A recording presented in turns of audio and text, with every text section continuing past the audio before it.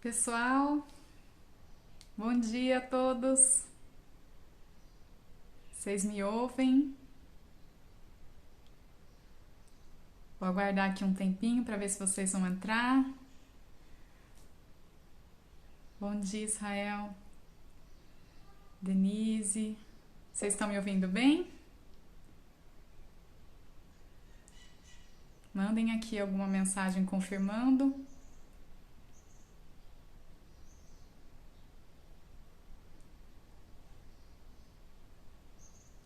Bom dia, obrigada, gente. Vamos aguardar então só um pouco, né? Porque deu um atraso aqui pra gente começar, porque eu tava aqui, né, tentando começar a live, mas a conexão de internet deu algum problema e não tava indo. Aí eu reconectei tudo de novo pra dar certo. Bom dia, Sheila, Jandira, Isa.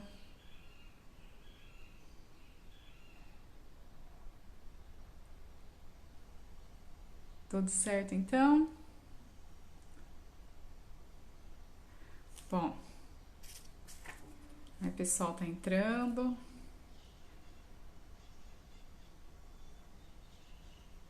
Bom dia, Isa.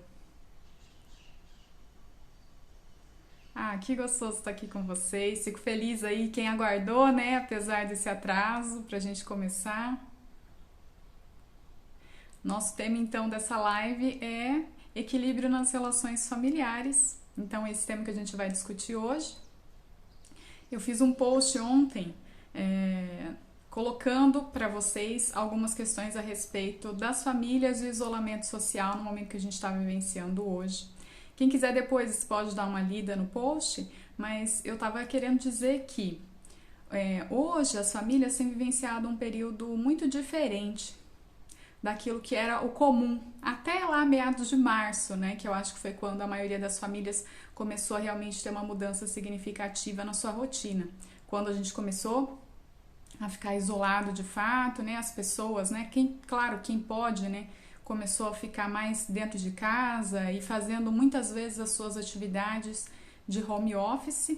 Então, a gente teve toda essa mudança familiar e, consequentemente, as relações familiares são afetadas.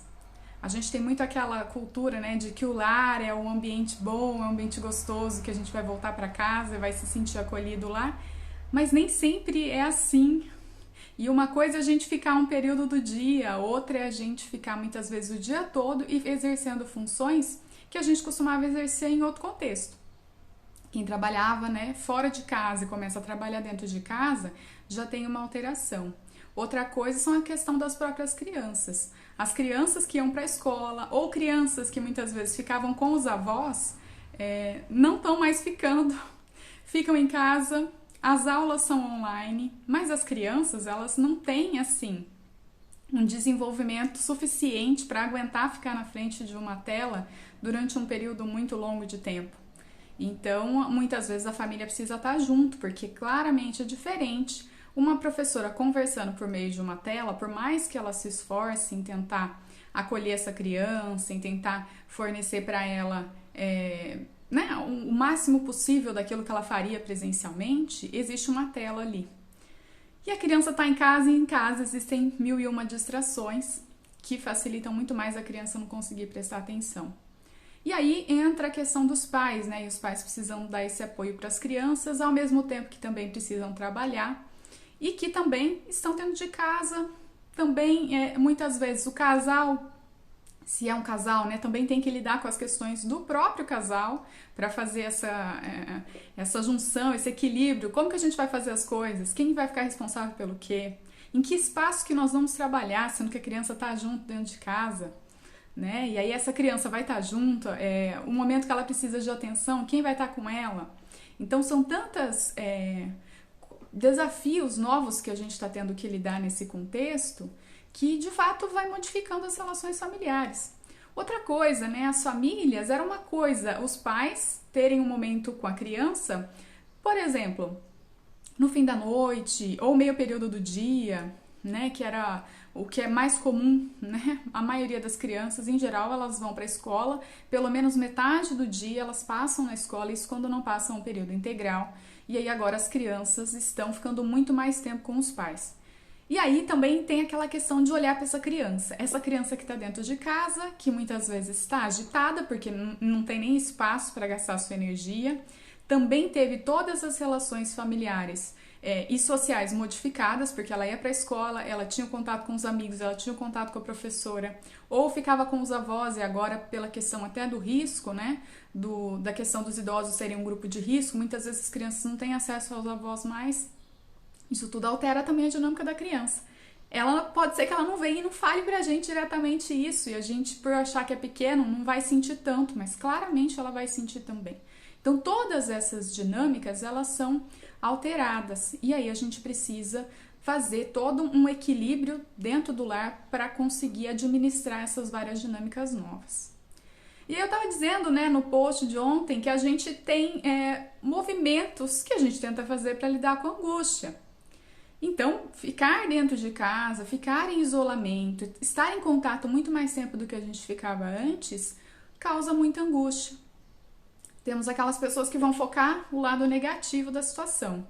Então, vão dizer o quanto que é prejudicial as telas, vão dizer que elas não conseguem ficar com a criança o tempo todo, que apesar de ficar mais tempo com a criança, o tempo que se passa com a criança não é um tempo de qualidade. Então, a mãe, o pai ou quem exerce essa função na vida da criança, quem cuide, seja um avô, avó, tio, tia, quem faça essa função, muitas vezes se sente culpado de deixar a criança lá jogando videogame, no iPad, tablet, e não de fato passando esse tempo de qualidade, de atenção. Ou talvez, né, não tendo paciência na hora de explicar, né? E aí tem os relatos das mães dizendo, mas eu não sou pedagoga. Por favor, né, que essa situação acabe logo pra gente poder ter esse retorno às aulas e as professoras poderem ficar com as crianças, porque ficar com a criança durante muito tempo é um processo muito difícil, muito delicado.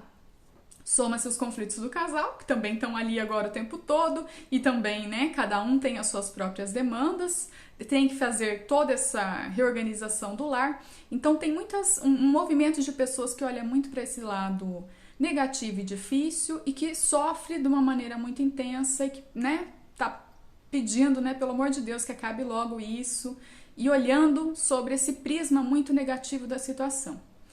Ao mesmo tempo, a gente tem um outro movimento que é o contrário, que são as pessoas que, de certa forma, elas idealizam o momento. Em que sentido? No sentido de olhar como se tivesse só coisas boas, né? E aí, mas vai ser um momento que a gente vai se transformar, que as famílias podem se reencontrar, estar juntas, então a gente vai passar mais tempo com os filhos, e aí a partir disso a gente pode transformar a nossa relação com esses filhos, e isso vai ser muito bom, né? E não é que não possa ser, mas quando a gente olha só por um prisma idealizado, né, como olhando um lado só da situação, só com coisas positivas, o que a gente está fazendo é olhar um lado.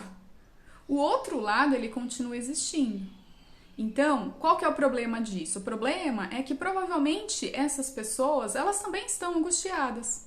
Elas também estão sentindo dificuldade de lidar com os sentimentos, de lidar com o isolamento.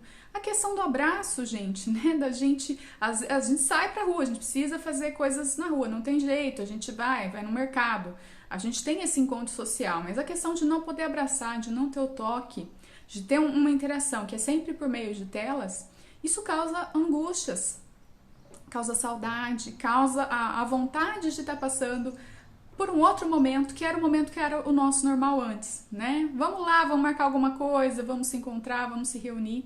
E a gente não tem mais essa possibilidade hoje, né? A gente acaba precisando vivenciar esse isolamento, então a gente fica muito mais restrito. Ah, Carol, mas eu vou lá no restaurante, e lá tá aberto. Tá, mas tá todo mundo separado, né? E muitas vezes você vai, mas você fica com medo. Será que tá tudo bem higienizado? Será que tá tudo certo? Ou você olha uma outra pessoa meio que descuidada e você fica angustiado junto.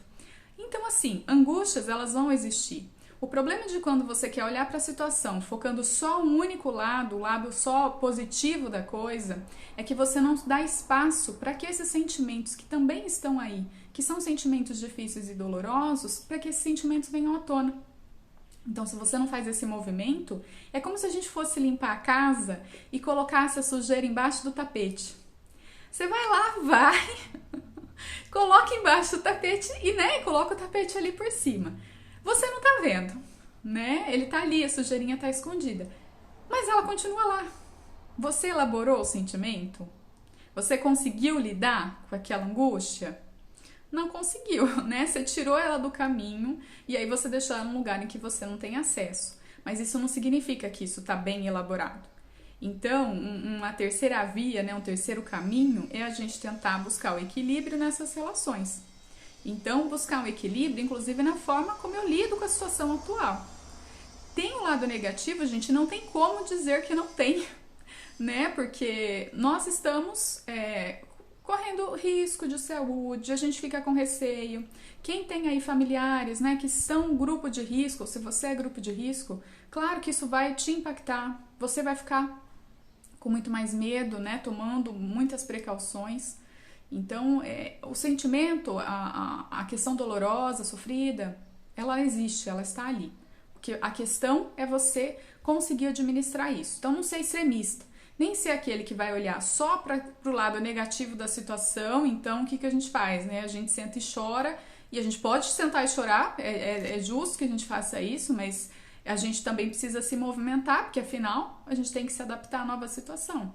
Então tem um movimento de olhar para outras coisas e de repente, se eu tô sofrendo tanto assim nessa relação familiar, que eu consiga refletir sobre ela e ver se eu posso fazer mudanças. Mas, né, gente, pensem que a família de vocês, o tempo que foi necessário para a família se constituir da forma como se constituiu. Pensem nesse tempo. Pensem agora, a gente está aí de março, dá o quê? Uns 6 meses mais ou menos? 5 a 6 meses. Vocês acham que em 5, 6 meses a gente transforma toda uma família, assim, rapidamente e magicamente vai ser transformado? Em geral não vai. Então, assim, a gente busca transformação, mas não se cobre também no nível excessivo. Isso vai ser progressivo. Ao longo do tempo, a gente vai conseguindo fazer essas mudanças. Então, nem 8, nem 80, né? Nem olhar só para as coisas ruins e nem ficar olhando, né, só como se fosse uma coisa assim mágica, um período transformador e que todo mundo vai mudar. Tem pessoas que não vão mudar. E tem coisas talvez que você até perceba que tem que mudar, mas vai levar um tempo para que você consiga de fato transformar essas relações familiares. Então a questão é a busca do equilíbrio. Quando eu digo para vocês, né, que, Carol, mas por quê, né? Poxa, se eu tô olhando o lado bom, é bom, né? Por que eu tenho que olhar, né, aquela sujeirinha que tá embaixo do tapete? Porque a gente diz, né, pelo menos na psicanálise, que é a abordagem que eu sigo dentro da psicologia, que nosso psiquismo, ele tem um lado, né, que é consciente, que é aquilo que a gente está pensando agora. Então, que você está prestando atenção agora, aqui na conversa, ou que você está refletindo a respeito disso. A gente tem, né, um outro lugar dentro do nosso psiquismo que é o pré-consciente. O que é isso? É aquilo que rapidamente eu falo e você lembra. Por exemplo, o que você tomou de café da manhã hoje?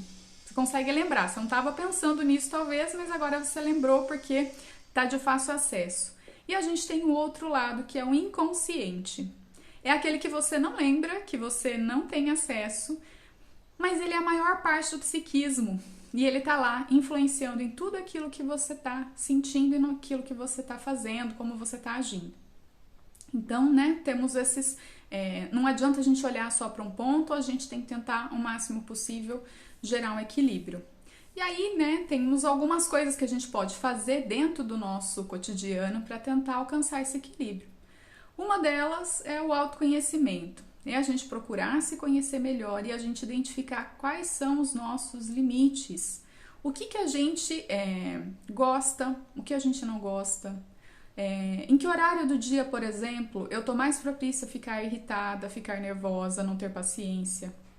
Se é nesse horário que eu fico assim, como que eu vou organizar então esse contexto para que eu consiga lidar com isso melhor?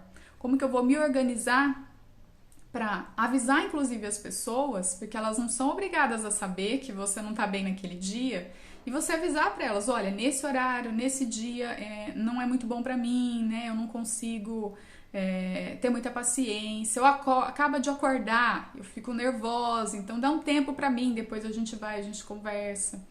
Então, você se conhecer é um ponto fundamental para ter equilíbrio, porque como você quer cobrar do outro, equilibrar a relação com o outro, se a relação com você mesmo já não está bem resolvida e não está bem equilibrada. Então observe o que você está sentindo. Né? Tem um dia que você não está bem, você começou a sentir, né, uma tristeza, uma angústia. Permita-se vivenciar aquilo, né? Dê um tempo para você. Não se cobre tanto.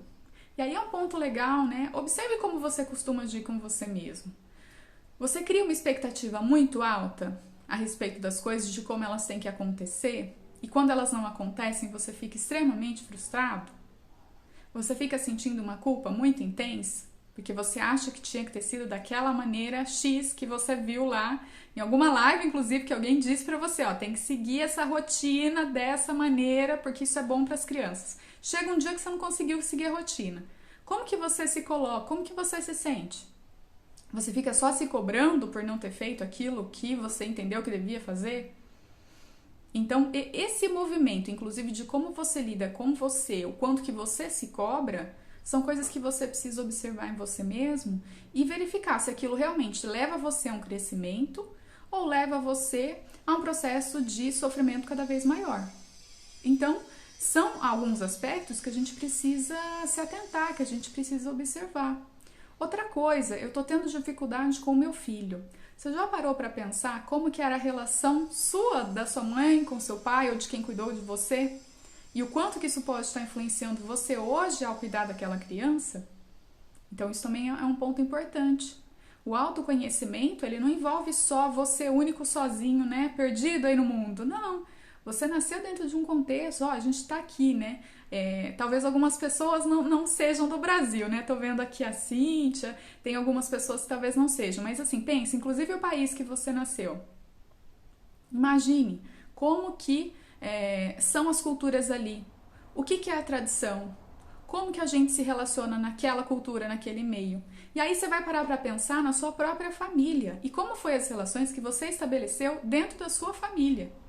A partir dessas relações que você estabeleceu, por mais que você às vezes, não, mas eu quero ser diferente, né? Mas qual é o modelo que você traz com você? É o modelo dos seus pais? É o modelo de como você entendia que eles faziam, que era o correto ou não correto, então você quer fazer o contrário ou algumas coisas você quer repetir? Você já parou para pensar o quanto que você traz de bagagem na relação com os seus filhos, daquilo que você teve de relacionamento com os seus próprios pais ou aqueles que cuidaram de você? Então é um exercício de olhar para si mesmo e buscar resgatar aquilo que você tem dentro da sua história, que faz com que você hoje aja de determinadas maneiras, que de repente até você não gosta dessas maneiras, você quer transformar, mas que é um processo para que você consiga atingir essa transformação. Primeiro ponto é identificar, né? É erguer o tapete e olhar o que está ali embaixo, né? Não deixar a sujeira lá escondida, mas olhar e parar para pensar que efeito que isso me causou, né? Essa experiência de vida me causou. Então, isso é um primeiro ponto. Você precisa se conhecer, inclusive, para você conseguir comunicar ao outro como que você está se sentindo e pensar numa outra forma de gerar um equilíbrio ali naquela relação. Então, olhem, né? Vejam, façam esse exercício de olhar para si mesmo, para tentar entender aquilo que você sente, para tentar entender o porquê que, de repente, nos relacionamentos eu reajo de uma maneira e não de outra. Isso vale para a relação com os filhos. Eu sempre volto, né? Pergunto para os pais, quando eu vou atender os pais, né? Como que era você enquanto criança? Como que você se relacionava com seus pais? Qual a educação que você recebeu deles? Então, isso tudo são coisas que são relevantes, porque as pessoas muitas vezes não pensam nisso. Mas é um resgate que a gente precisa fazer para a gente ter esse autoconhecimento e, a partir disso, conseguir identificar aonde que eu preciso fazer algumas mudanças, alguns ajustes. Outro ponto é a comunicação, que é a sequência, né? A partir do momento em que eu me conheço, eu preciso comunicar ao outro aquilo que eu estou sentindo. E temos alguns pontos, né, que a gente vai dizer da comunicação assertiva. O que é a comunicação assertiva? É a comunicação que ela não é nem aquela extremista, que eu não falo nada, que eu sempre me submeto ao que o outro quer, porque eu não quero gerar conflito, então eu não digo o que eu penso. Nem aquela outra agressiva, que é aquela que só o que eu penso vale e eu imponho e o outro tem que ceder. Comunicação assertiva é o meio termo. É quando você diz em algum momento sim, Em outro momento você diz não. Algumas vezes você vai ceder, em outras vezes você não vai ceder, né? Porque aquilo é importante para você, porque você reconhece que é o seu limite e que se você não fizer de acordo com aquilo que é o seu limite, consequentemente isso vai te causar um prejuízo emocional que vai fazer com que você inclusive modifique essas relações familiares, né? E você talvez não tenha tanta paciência, não tenha tanta compreensão com o outro. Então, você conhecendo você mesmo, conhecendo os seus limites, você vai fazer esse exercício também de agora comunicar ao outro. Só que assim, a comunicação assertiva, ela tem um ponto que a gente precisa pensar também, que é comunicar a coisa certa para a pessoa certa na hora certa. Talvez até você comunique que você está insatisfeita com algumas coisas, mas você comunica para a pessoa correta? Você está insatisfeita com o marido. O que você faz? Você vai lá e desconta nos filhos? E aí você fica super estressada com esses filhos e perde a paciência com eles. Você comunicou para a pessoa correta? Outro ponto que aí vai mais profundo, que entra no autoconhecimento. Será que tem alguma coisa desde lá do seu passado, da relação com a sua família de origem, que você gostaria de ter comunicado, coisas que te incomodaram e que você vê refletido hoje? Então, por exemplo, tá lá o seu parceiro ou parceira, você vê ele fazendo aquela mesma coisa que te associa com alguma lembrança que você tenha do seu passado, da sua família de origem, que ele não, né, que você não gosta daquela lembrança. Como que você fala? Você vai dizer pro marido ou pra esposa, né, quem seja o parceiro? Você vai dizer pra ele, sendo que na verdade é um resquício do passado. Você age com ele como se ele fosse uma outra figura, que não a do seu marido em si? Já parou para pensar se você, de fato, quando comunica um incômodo, se esse incômodo é realmente só com aquela pessoa, ou se você não está trazendo alguns resquícios, né, alguns traços de outros relacionamentos que não foram bem resolvidos para aquela relação atual? E aí você tem que pensar, será que é mesmo dessa relação? Ou será que é algum conflito que eu já tenho, que era inclusive com outras pessoas, mas que quando eu vejo essa pessoa agindo dessa forma, isso me lembra muito a relação que eu tive com aquela pessoa do passado e eu acho que ele vai agir da mesma forma. Então, o que você vai comunicar para essa pessoa? Né? Se você consegue identificar isso, talvez você possa inclusive investigar mais sobre isso. Investigar, conversar, né? E aí, olha, quando você faz isso, me lembra essa situação aqui na minha casa que acontecia antes. Eu não gostava disso porque depois a consequência era algo ruim, né? E aí, como que é pra você, né? Isso mesmo? Porque assim, o outro tem uma outra cultura, uma outra vida, ele não vai fazer as mesmas coisas que você faz e nem sempre vai ter o mesmo significado que os seus pais faziam lá no passado. Não vai ser a mesma coisa. Talvez seja um outro aspecto que significa para esse outro que você está convivendo hoje. Então, você precisa comunicar para a pessoa correta. Falar a coisa correta, por quê? Porque às vezes você acha que você está se comunicando, mas como que é a sua comunicação? É ficar emburrado e não falar mais? É ficar de cara feia? É ignorar o outro? Claro que a gente, quando vê a comunicação verbal, ela tem uma importância, mas pensem, né, que o nosso corpo, ele fala muito. E aí, o seu corpo vai falar, mas essa é a comunicação que você quer que o outro tenha com você, que ele adivinhe? Então o outro vem e pergunta, tá tudo bem? Você diz, tá tudo ótimo, né? Faz aquela cara, o outro vai adivinhar? Você acha que o outro tinha que saber, mas muitas vezes o outro não sabe. Talvez ele nem tenha prestado atenção naquilo. E mesmo que ele tenha prestado atenção, se não foi suficiente para o conflito se resolver, você precisa conversar com a pessoa e dizer a coisa certa, né? Dizer aquilo que te incomoda de uma maneira correta, que é o quê? Eu nem ficar berrando pro outro e nem também não falar nada e esperar que ele adivinhe, porque o outro não vai fazer isso. Então precisa ter uma comunicação que seja clara, que você sente, converse, né? Esclareça aquilo que você está sentindo e verifique, né, o que o outro sente também. Então é um processo. Outra coisa é o momento certo.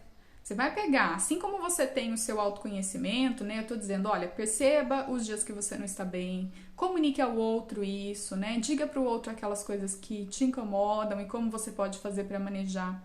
Algumas coisas você cede, outras que são muito importantes, essas você não deve ceder porque faz parte do seu limite. Assim como você comunica, tem o momento certo do outro também.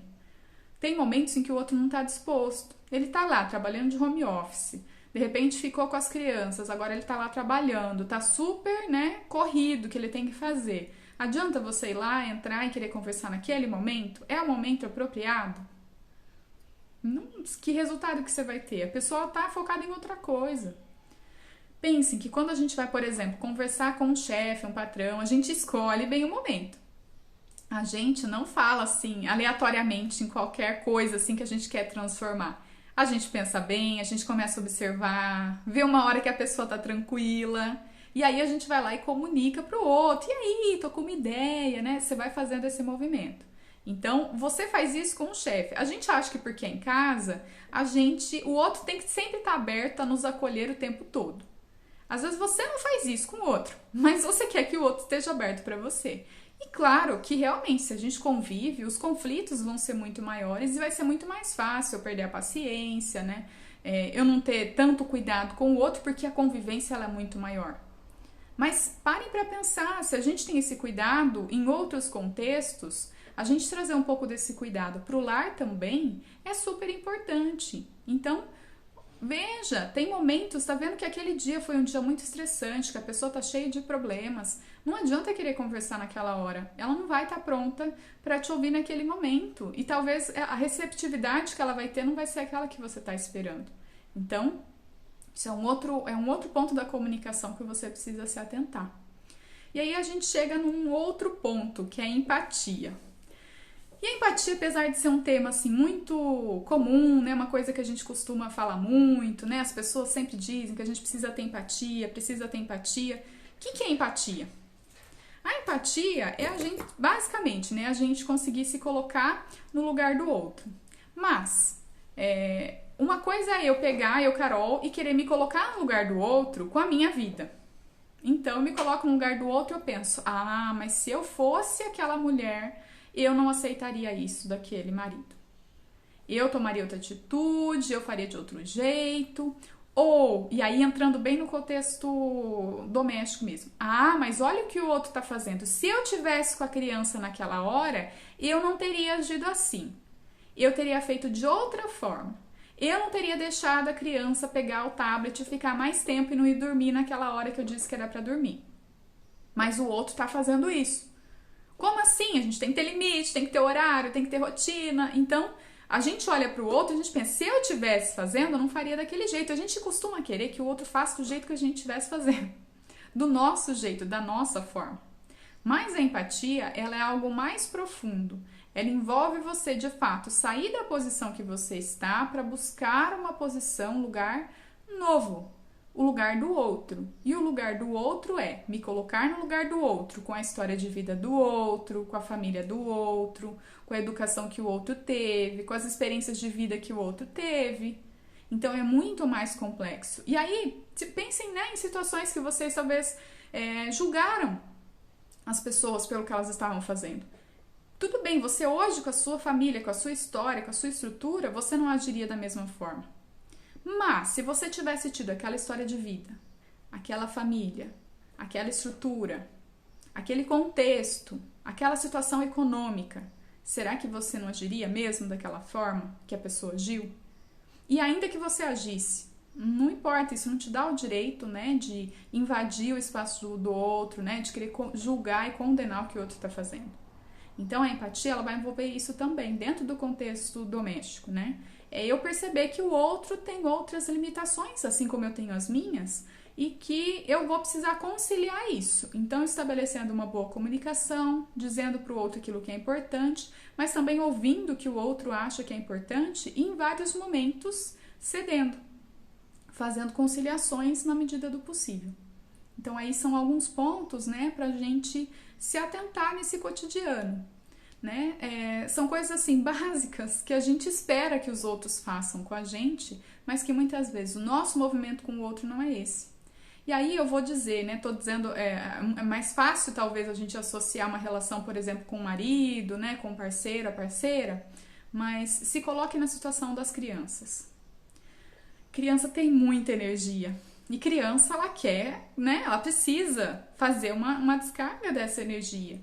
Por isso que nas escolas, né, a gente enfatiza tanto a importância da brincadeira, a importância de ter um espaço em que ela possa brincar, que ela possa correr, que ela possa ali se divertir e gastar aquela energia. Então, para a criança, isso é muito importante.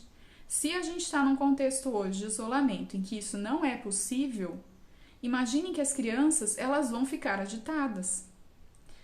E o que acontece quando a criança fica agitada, né? O que acontece quando a criança, por exemplo, ela fica cansada, ela fica com sono? Parece que essa agitação, ela se multiplica muito mais. E a criança fica ainda mais agitada. Então, você tem que olhar para essa criança e auxiliar a criança a entender, inclusive, o que ela está sentindo. Porque se pra gente, às vezes, já é difícil a gente identificar alguns elementos nossos e o que a gente sente, quais são os nossos limites, imagine que para a criança fazer isso sozinho também é extremamente difícil. Ela não sabe dar nome para os sentimentos. E é através do contato das pessoas que cuidam dela que ela aos poucos vai tendo essa dimensão do que ela tem que fazer, né? Do que ela está sentindo, que nome que eu dou para isso. Então, você está vendo que a criança está lá super agitada porque ela está com sono? Diz para a criança, fulano, você está com sono, né? Ela vai dizer que não. Em geral, elas dizem que não, estão lá quase fechando o olho dormindo, né? Quando dá uma paradinha, quase que estão dormindo, mas elas negam. Tudo bem, mas você está fazendo o seu papel. Você está vendo que a criança um dia está muito nervosa? Converse com essa criança. Está muito agitada? Você está ansiosa, né? Converse com a criança, porque a criança ela não tem, ela não entende ainda muito bem aquilo que ela sente. Adultos muitas vezes já não sabem, né? Dizem que sentem algo que incomoda, mas não sabem dar nome. Imagine uma criança. Então ela também vai ter essa dificuldade, vai ser um processo que você vai ter que ajudar a construir junto com ela. Então, percebeu? Avise. Outra coisa que eu acho importante com relação à comunicação com as crianças. O dia que a mãe geralmente não tá bem, é um dia que a criança também não fica bem. As emoções, elas são contagiosas. Então, se você não tá bem, a criança, ela percebe e você é aquela figura que vai dar segurança para ela. Sendo essa figura que dá segurança, você precisa... quando ela sente que você não está sendo essa figura ou que você não está muito bem estruturada, não está muito bem equilibrada, isso também desestrutura a criança. E criança, ela tem uma questão que elas acham que o que está acontecendo ao redor delas é culpa delas. É o que a gente chama na psicologia de egocentrismo. É normal, as crianças elas acham que algo que acontece ao redor aconteceu por conta delas. Aquilo que está acontecendo no meio foi algo que elas fizeram que provocou aquilo. Então, inclusive, ter um momento de conversar. Olha, filho, hoje a mamãe não tá bem, né? Hoje ela tá com dor de cabeça. Mamãe te ama muito, né? Tá tudo certo com você, mas hoje a mamãe vai ficar um pouco mais quieta, né? Converse com a criança. Inclusive para ela saber que a forma como ela tá, a forma como você tá se sentindo, que ela tá percebendo isso, não é algo por culpa dela. Mas sim porque você não tá num dia bom e que dias ruins acontecem e que todos nós passamos. Então, é importante você ter essa comunicação com as crianças também. Não precisa, né, entrar em detalhes e relatar todos os problemas que você está passando para a criança. Mas comunicar que está tudo bem, apesar, né, de ser um dia mais difícil, que você só precisa de um tempo, né, e que está tudo bem na relação com ela, já vai ajudar um pouco essa criança a se tranquilizar também. Então, aí são alguns processos, alguns caminhos que a gente pode fazer para tentar ter uma relação um pouco mais tranquila, um pouco mais equilibrada dentro de casa. E aí tem a questão, né? Volta a você mesmo com autoconhecimento. Vão ter dias em que não vai dar para fazer isso e que você não vai estar equilibrado, que você vai perder a paciência. Se isso acontecer, né? Lide com isso, aceite, né? Olha, hoje é o dia que eu não estou bem, hoje é o dia que eu realmente vou precisar de um tempo para mim. Hoje é o dia que a criança vai ficar mais tempo na tela do que eu queria, do que eu gostaria. Hoje, de repente, eu não vou conseguir acompanhar essa criança assistir uma aula online e eu não vou estar com a mesma disposição e tá tudo bem, né? Oscilações, aqueles movimentos que eu disse no começo, né? Entre você achar que tá tudo maravilhoso e que agora a gente transformou a nossa relação familiar e vai todo mundo se entender muito bem. Vão ter dias que você vai se sentir assim, vão ter outros dias em que não, você vai sentir que, meu Deus, o que eu faço, como eu dou conta de tudo? Que você só precisava ter alguém para falar, para colocar aquilo para fora, porque é muito angustiante. Quando tiver essas variações, né? Lembre, isso vai acontecer, a gente oscila mesmo, é normal. Mas, ao longo do tempo, a gente vivencia aquilo, tenta entender que a gente tá, né, pendendo para um lado ou para o outro e vai tentando alcançar esse equilíbrio, né, num segundo momento. Então não nega o que você está sentindo, né? Viva aquilo, porque é importante, porque se você agir como se não existisse, não vai mudar nada. Na verdade, aquilo vai continuar influenciando na sua vida sem você perceber. Então não ignore. Sinta, se permita vivenciar aquilo e ao longo do tempo ir buscando um equilíbrio. E aí, né, eu acho que entra um outro ponto que é o nosso trabalho como psicólogos, porque apesar de a gente estar dizendo todas essas coisas, né, e muitas pessoas já ouviram isso, isso não significa que ouvir e entender racionalmente vai fazer com que eu consiga mudar, inclusive, aquilo que eu sinto e a forma como eu me comporto diante das situações. Então, muitas vezes, entra aí o trabalho do psicólogo, que é fornecer o acolhimento. Então, quando a gente vai pensar em trabalho de paz, por exemplo, o acolhimento ele é fundamental, porque todos esses medos, essas angústias, elas vão estar presentes, né? O pai não vai levar o filho dele se ele acha que está tudo bem. Ele vai levar um filho para terapia porque algo já aconteceu, que já sinalizou, né, alguma coisa que não está muito bem equilibrada dentro daquela família. E ele traz aquele bem mais precioso que ele tem, que é o filho dele. E aí ele está confiando o filho dele no seu trabalho. Então, a importância de você também acolher esses pais, e muitas vezes assim, é ouvir o que os pais estão sentindo, como que está sendo aquela experiência para eles, como que foi a experiência de ser pais, né? Como que é o dia a dia com as crianças, quais são as dificuldades que eles têm. E um cuidado muito grande da gente não fazer o julgamento. Porque você vai atender a criança, você vai verificar ali quando você estiver atendendo que tem algumas questões da família que estão influenciando para aquilo que a criança te manifesta nas sessões. Mas, ainda que você observe, né, não é pra gente rivalizar com a família e sentir que a família atrapalha. Não, a família é a base daquela criança. Então, vamos trabalhar com a base também. Vamos escutar esses pais, vamos dar um espaço para esses pais falarem, né? Tomar cuidado com as orientações, né? Às vezes você vem e coloca tanta coisa nova de uma vez para a família, que a família sente que está tão difícil, e você pediu tanta coisa para ela alterar que ela não vai conseguir fazer. Então, entenda que, assim como a gente tem um processo com a criança, a gente também vai ter um processo com a família, com os pais ou quem seja que trouxer a criança até você. Então, um processo de respeito e de entender que também é aos poucos que esses pais vão conseguir fazer as mudanças. Então, acolha os pais, acolha essa família, verifique quais são as dúvidas, verifique aquilo que eles estão sentindo. Como eu disse antes, né? Esse processo de autoconhecimento, muitas vezes as pessoas não conseguem fazer sozinhas. Então, ajude esses pais a entender, a resgatar o histórico familiar do porquê que elas agem assim com os filhos, por exemplo.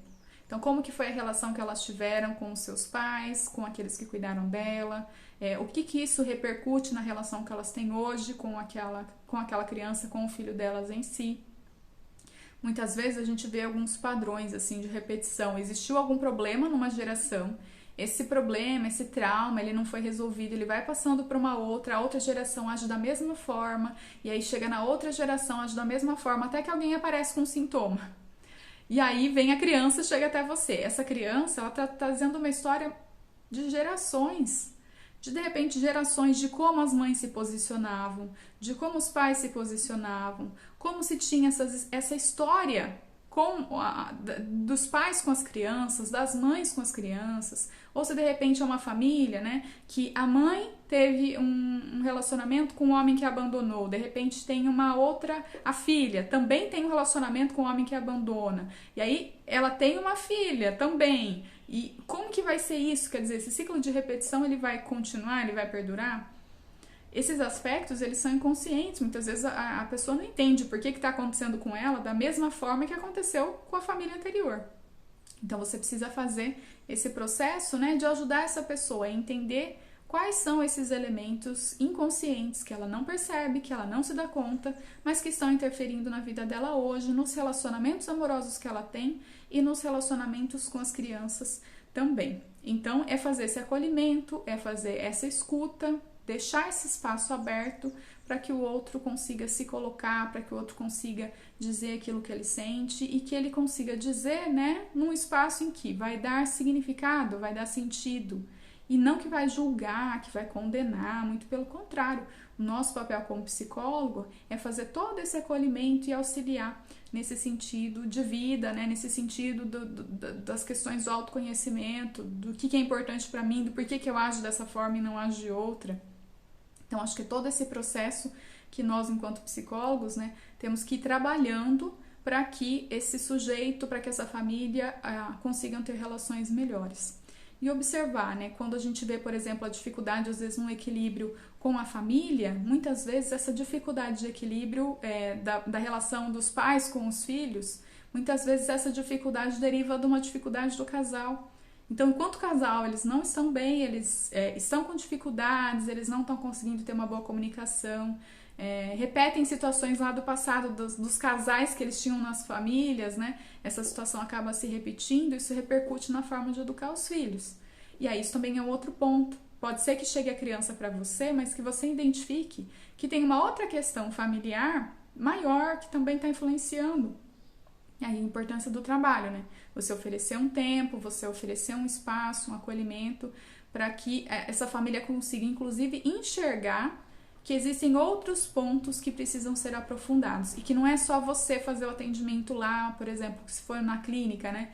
Uma vez por semana, 50 minutos, e aí a partir disso a gente já vai ver todas as mudanças. Não, porque a família é um contexto maior, né, amplo, e aquilo que um vivencia vai afetando e influenciando o que os demais vivenciam também.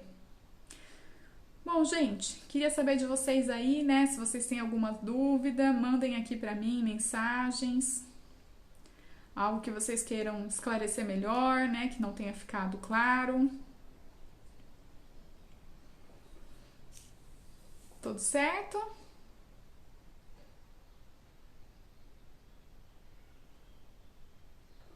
Temos aqui, né, algumas pessoas aqui que foram entrando ao longo do tempo. Mas eu acho assim, gente, que é um exercício assim diário. Lidar com a gente, lidar com o outro, é um processo. Se é um processo lidar comigo, imagine lidar com o outro, né? E aí a importância, né? Respeite, veja o momento do outro também, né? Não vai ser toda hora que o outro vai estar à disposição, que o outro vai estar contente, feliz ali, receptivo para aquilo que você está vivenciando. O outro também tem os seus momentos difíceis, as crianças têm os seus momentos difíceis, né? A gente pode falar um outro dia, por exemplo, mas inclusive adolescentes, né? Que muitas vezes os pais vêm com tantas dificuldades de relacionamento com adolescentes, mas eles estão passando por um outro momento, uma outra fase. Então, realmente, né? Isso vai repercutir na relação que se tinha com os filhos até então, né? Essa relação vai se transformar. E aí o sujeito está em busca da sua identidade, ele está buscando se conhecer. E para isso eu preciso me diferenciar dos meus pais, eu preciso ver quem eu realmente sou. Então, cada momento de vida, ele vai exigindo que a gente faça novas mudanças e que a gente, verificando essa mudança com o outro, a gente também consiga respeitar mais essas mudanças e a gente também vai mudando, que a gente vai vendo que aquilo que eu vou recebendo dessa relação e que eu vou trocando, né, oferecendo ao outro e tendo essa devolutiva, aí eu vou vendo como que isso pode, aos poucos, ir se transformando. Certo? Então, gente... Sheila aqui agradecendo. Obrigada, Sheila, pela presença aqui, pela homenagem. Muito obrigada a todo mundo que estava aqui. Acho que é isso então, né? Vou postar essa live, né? Ver se dá tudo certo, ela fica gravada. E se vocês tiverem mais sugestões, né? Quiserem que eu aborde outros temas ou fale com mais profundidade de algum dos temas que eu disse hoje, é só me mandar, né? Manda um direct, né? Eu vou abrir uma caixinha de perguntas, manda lá também para vocês irem fazendo e aos poucos eu criando conteúdo novo para vocês. Certo, gente? Muito obrigada então. Obrigada, Fiamma. Obrigada e até a próxima.